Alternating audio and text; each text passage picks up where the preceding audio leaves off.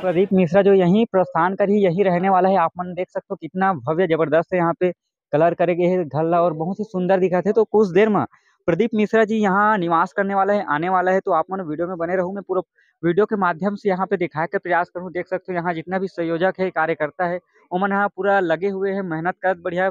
यहाँ पंडाल में भी जाके भोजन की व्यवस्था करत है। और आप मन वीडियो में माध्यम से देख सकते हो कितना बढ़िया सुंदर दिखत है घर है, जहाँ प्रदीप मिश्रा जी यहाँ प्रस्थान करने वाला है। तो आप वीडियो पर बने रहो, मैं आप मतलब पल पल के खबर बताते रहूँ।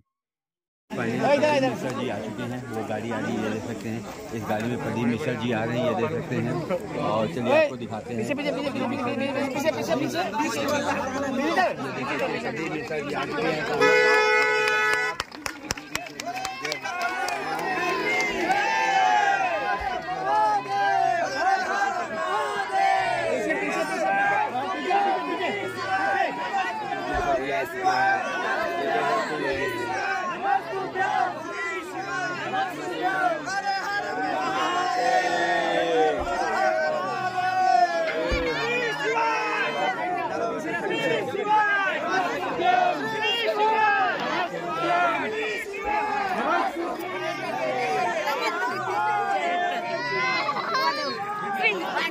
देख सकते हो संगवारी हो, आदरणीय पंडित प्रदीप मिश्रा जी के आगमन करीब से दर्शन करे के मौका मिले है मौला टीके पटेल जी ला।